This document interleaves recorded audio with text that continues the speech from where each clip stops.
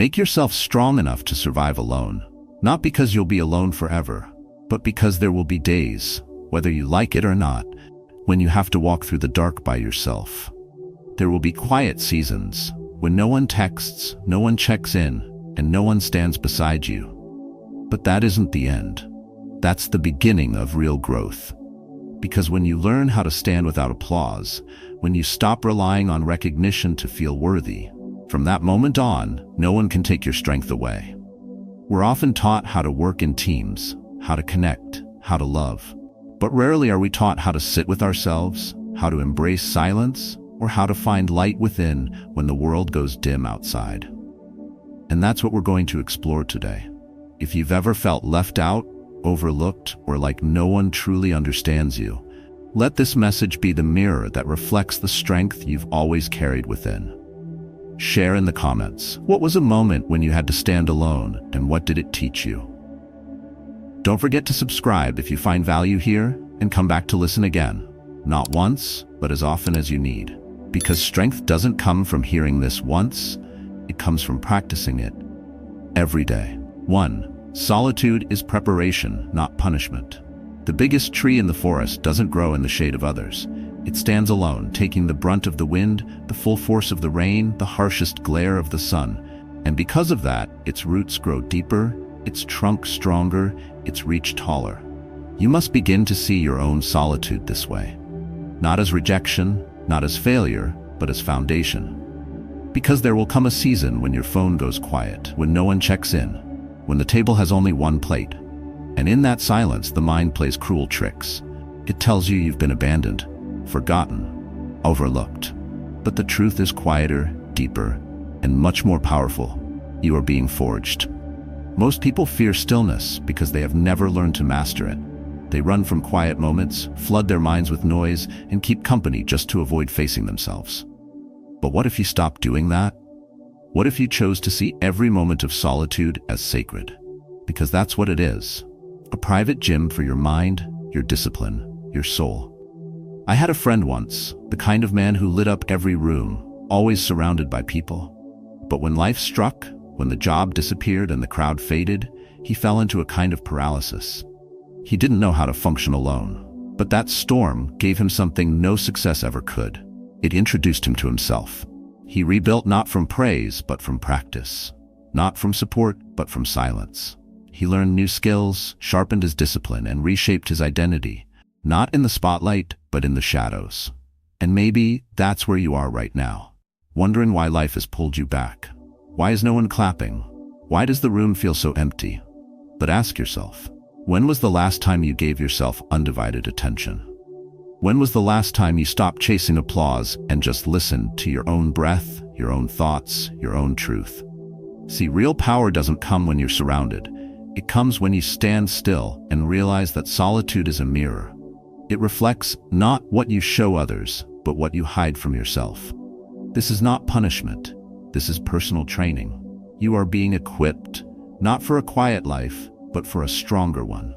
And that strength, the kind that lasts, cannot be borrowed. It must be built. The world may applaud your highlight reel, but it will test you in your lowest moments. Will you collapse when no one notices your effort? Will you quit when the room stays silent? Or will you keep going, precisely because you've trained for this moment in private?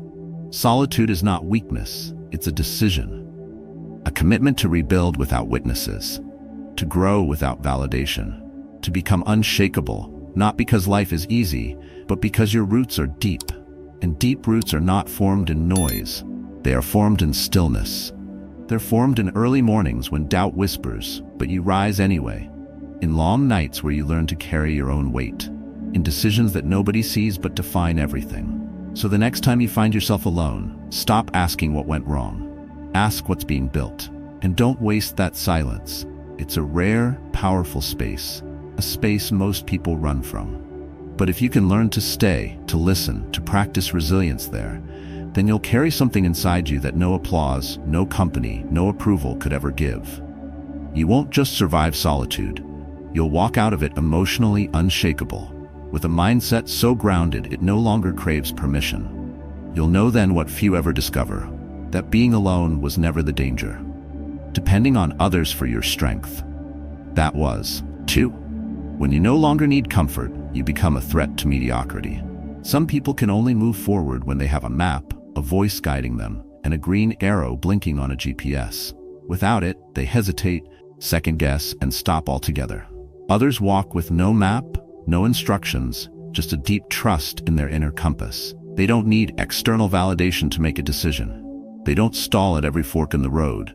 They move because something inside says, go, and that voice is louder than doubt. That's the difference between those who wait for comfort and those who've trained their minds for clarity. When you stop needing comfort, applause, or affirmation to act, you step into a different category of strength, one that the world can't measure and mediocre minds can't understand. There's a man I know, not famous, not flashy, not credentialed, no degree on the wall, no approved label by society. But every morning at 5 a.m., he wakes up, makes his tea, opens his notebook, and writes his goals. No one sees him, no one claps. He's built 3 businesses on discipline alone. When asked how he did it, he says, "I stopped waiting to be understood a long time ago." That's the kind of strength that comes when comfort is no longer required. He doesn't chase convenience. He doesn't wait for motivation. He simply moves. And that movement disrupts people who are still waiting for permission. Your presence alone begins to threaten those still addicted to softness because you remind them of what they could be if they stopped hiding behind excuses. The truth is, comfort can make you weak.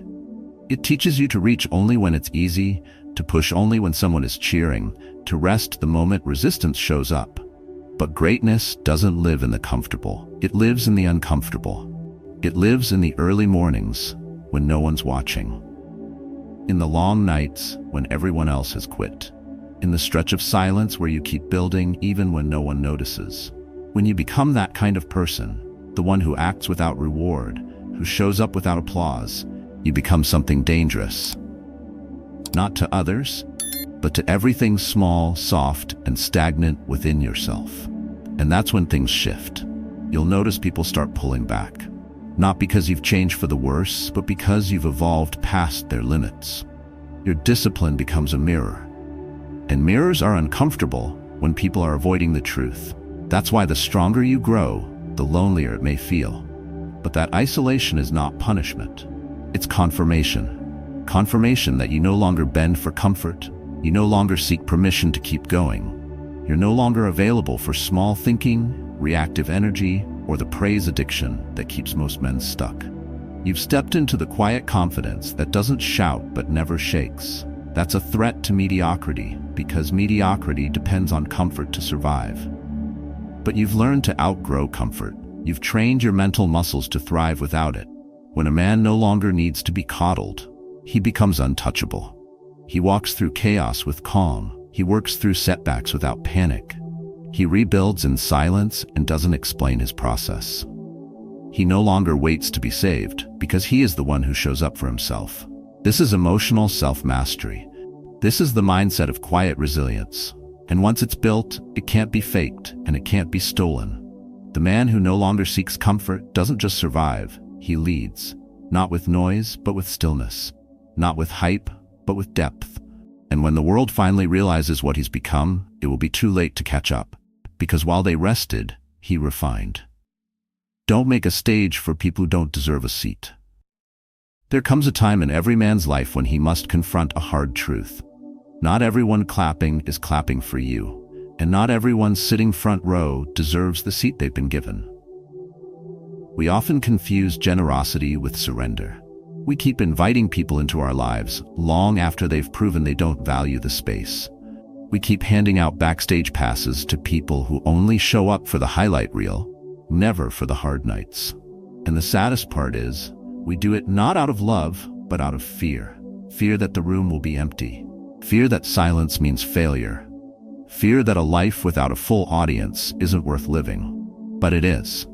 I remember a neighbor, a man who once threw himself a birthday gathering. He cooked everything himself, set the table with care, and decorated his porch like it mattered. Over 20 people said they'd come. 2 showed up. I saw him the next morning. He wasn't bitter. He looked at me and said, "At least now I know who's real." That wasn't weakness. That was mental strength. That was clarity earned in silence. Because truth always shows up when the crowd thins out. You don't need to get angry, you don't need to retaliate, you just need to rearrange the seats. Clear the space, cut the noise, let the echoes fade, and if the room goes quiet, good, that silence will become your teacher. That emptiness will introduce you to someone you've ignored for far too long. Yourself. You'll begin to hear the quiet voice that never needed validation. The one that whispered through disappointment, through loneliness, through every goodbye. Keep going. You won't need a crowd, you'll become your own. The mistake so many make is this: they treat their life like a public stage. They allow anyone to walk in, criticize, comment, take, leave, and return. No filters, no boundaries. They leave the door open and wonder why the room feels chaotic. But you are not obligated to host anyone who doesn't respect the space. You're not a stage for lost voices to rehearse their lines. You are the message. You are the show. You are the content. And anyone who can't sit in stillness and receive what you've built, they don't need a ticket. Not everyone is meant to be part of your evolution. Some are simply passing through, there to test your boundaries, not to honor them. And when you finally stop performing for people who only watch to judge, a powerful thing happens. You begin to perform for purpose, not for praise. You begin to lead yourself, not entertain others. That shift changes everything. Because once you stop placing your peace in the hands of people who can't hold it, you become unshakable. You stop overextending. You stop apologizing for your standards. You stop shrinking to make room for others who were never willing to grow. Let them misunderstand you. Let them walk out. Let them label your silence as arrogance. That's not your burden to carry. What matters is this: your life is sacred ground, and not everyone should be allowed to leave footprints on it. So if you find yourself surrounded by empty chairs, don't panic. That's not loneliness, that's clarity. And if the whole room empties out and only you remain, then say what you've always been afraid to say. Because this time you're not talking for applause, you're speaking from alignment. You're not building for others, you're building from within. And that kind of foundation can't be shaken because it's not made of people. It's made for a purpose. 4.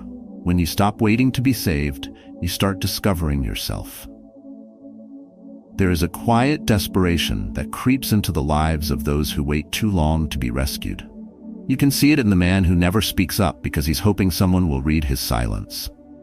You can feel it in the person who stays in the wrong job, the wrong relationship, the wrong city, because they're waiting for a mentor, a miracle, a moment. They walk through life carrying an invisible sign. Please save me. Save me from my confusion, my fear, my loneliness, my own indecision. But life has a way of staying silent when you expect it to speak. And sometimes no one comes. No hand reaches out, no answer appears, no validation shows up in time. And that moment, though brutal, is the most honest gift life can offer. Because it's there, in that stillness, where a man finally meets the only person who can truly save him. Himself. The story never begins when someone else steps in. It begins when you stop outsourcing your strength and start reclaiming it. I once heard about a man who stood in the middle of a parking lot, rain pouring down, phone dead, car broken. He looked around, no help in sight, no one to call, no one to come. And he laughed, not because he was fine, but because in that absurd moment, he saw it clearly. He had always known what to do. He just never believed he was enough to do it alone. That's what waiting does to you. It robs you of motion. It makes you a prisoner of hope, not the hopeful kind, but the paralyzing kind, the one that convinces you to sit still until someone else makes the first move. But what if that person never arrives? What if you are the very answer you've been asking for? When you stop waiting to be saved, everything shifts. You stop romanticizing rescue and start practicing resilience. You stop assigning your peace to people who don't even understand your battles. You stop delaying growth for the possibility of someone else showing up and doing the work for you. Because no one's coming to pull you out of that bed at 5 a.m. No one's coming to say you are worth it if you don't first believe it yourself. No one's coming to silence the inner critic that only you can confront. This doesn't mean you won't have love or support or connection. But it means those things are no longer requirements for your survival. They become gifts, not guarantees. And that's when you become dangerous to the status quo. Because a man who doesn't wait to be saved becomes the architect of his own power. He begins building when others are still asking for permission. He acts before applause. He decides before the consensus is formed. He learns to trust the quiet voice within, the one that knows the way but has been drowned out by noise for too long. You don't need a cape. You don't need a title. You need discipline, self-respect, emotional strength, the kind of inner clarity that doesn't flinch in solitude, the kind of mindset that says, if I must walk alone, I walk anyway. So stop scanning the horizon. Stop rehearsing your pain in the hope someone will hear and fix it. Begin. Move. Reclaim what you gave away when you believed your value depended on being chosen. You don't need to be chosen. You need to choose yourself. And once you do, the world changes. Not because it suddenly sees your worth, but because you finally did. 5. If it costs your peace, it's too expensive. There are things in life that drain you so slowly, you don't even notice until your energy is gone. A conversation that lingers in your chest long after it ends. A name that flashes across your screen and makes your stomach turn. An obligation that feels more like a trap than a choice. These are the quiet thieves of your peace. They don't scream. They don't come with warnings. They wear the disguise of normal, of friendship, of loyalty. But deep down, something feels off, and that something is what you're learning to trust. A friend once told me, I thought I was being mature by staying quiet, by accommodating, by keeping the peace. But I wasn't keeping peace. I was sacrificing myself for silence. That hit me. How many of us confuse self-erasure with emotional strength? How many times have you tolerated tension in your gut just to avoid tension in the room? How many times have you left a meeting, a dinner, or a phone call feeling smaller than you entered? That's not maturity. That's a cost. And if your peace is the currency, you're overpaying.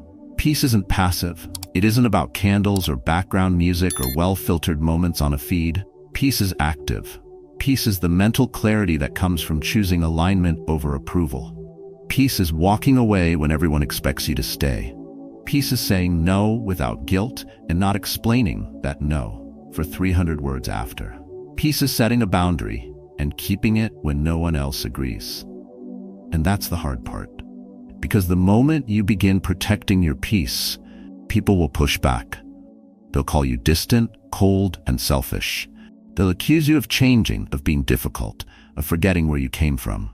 But that's only because your boundaries now threaten the access they once abused. You are no longer available for every request, every conversation, every unspoken emotional obligation.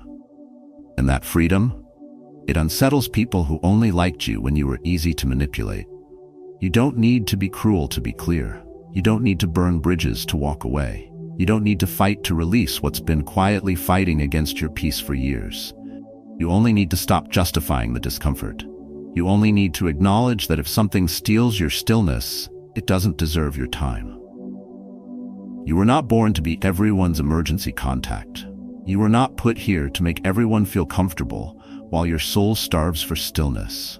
And if the price of connection is anxiety, if the price of being liked is exhaustion, if the price of belonging is betrayal of your own spirit, then it's too expensive. Let them misunderstand. Let them leave.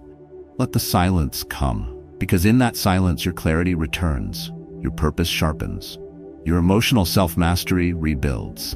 And what you'll discover is this: the more you protect your peace, the more power you carry. Quietly, unapologetically, not because you need to win, but because you refuse to lose yourself. And that, more than anything, is what it means to be strong enough to survive alone. You choose peace, you guard it, and in doing so, you become someone the world can't shake, because you finally learn the truth. What disturbs your soul is not worth keeping, no matter how familiar it feels. 6. You were set apart to lead, not left behind. There is a strange kind of loneliness that follows those who walk ahead. The ones who say no when everyone says yes, the ones who leave early while others linger, the ones who choose stillness while the world screams for attention. Society often labels them as distant, odd, or disconnected. But time always tells the truth. The same man they mocked for being too quiet becomes the one they seek for guidance. The same woman they called too intense becomes the one they admire for her clarity. Being set apart always feels like being left behind, until the dust settles and you realize you're the only one who stayed on course. A neighbor of mine was one of those people. He kept to himself, rarely socialized, never wasted a word. Every evening, he ran the same route, returned home, and read under his porch light. People whispered, he must be lonely. What they didn't see was the quiet construction of a future. 5 years passed. That same man opened his own auto repair shop, hired a team, and built something real, not with noise, but with discipline. He didn't chase attention, he chased mastery. And that is the difference between being left behind and being called ahead. One is rooted in fear, the other is grounded in purpose. Life has a way of pulling you out of circles you no longer fit into, not to punish you, but to prepare you. When the invitations stop, when the texts go unanswered, when the room grows silent, don't panic. You are not being erased. You are being refined. Because leadership doesn't start on stages, it begins in solitude. It begins the moment you stop needing consensus to move forward. It begins when you walk a path only your spirit understands and your soul trusts. Eagles do not fly in flocks. When the winds rise, they go higher, not to escape, but because they were built for altitude. So if your life feels quiet right now, if the applause has stopped, if the seats around you are empty, take a breath. This is your advantage. This is the space where noise clears so you can hear your calling, where distractions die and purpose speaks. You don't need a crowd to confirm your assignment. You only need clarity. You only need alignment. And alignment often comes with isolation, because what's essential cannot grow in chaos. You were not built to fit, you were built to lead. And leaders, real leaders, are not formed by popularity, they are forged by perseverance. There's a kind of mental strength that only comes from walking alone. A quiet confidence that grows when no one claps, but you keep showing up. That's when you realize you never needed to be followed to lead. You never needed to be seen to build. You never needed permission to evolve. And if the path looks empty, it's because you're the one meant to make it visible. So keep going. Not because others believe in you, but because you believe in the message inside you. And when the world finally turns around and wonders how you became who you are, you won't have to explain. You'll just smile. Because you'll know, it wasn't luck, it wasn't noise, it wasn't validation. It was the work you did in silence. The growth you embraced in solitude. The roots you planted while they laughed. You were never left behind. You were simply leading before they noticed. Solitude doesn't make you weak, it forges you. When you stop fearing silence, when you stop waiting for someone to validate your worth, you start becoming emotionally unshakable. Every quiet morning, every lonely evening, every step you take without applause builds something stronger inside. Mental clarity, quiet resilience, and an inner peace that no chaos can disturb. This is how you protect your energy, how you rise with self-respect, and how you build a life that no one can take from you. So ask yourself, what are you still holding on to that's costing your peace? What parts of yourself are you still dimming to stay connected to people who don't see your worth? Now is the time to reclaim your strength, not in noise, but in silence. This is your path. Walk it with certainty. If this message spoke to something in you, I invite you to share your story in the comments below. When was the moment you realized you had to survive alone? And how did it shape you? Your voice might be exactly what someone else needs to hear. And if this gave you clarity today, don't forget to like the video and subscribe for more lessons on building quiet power and living aligned.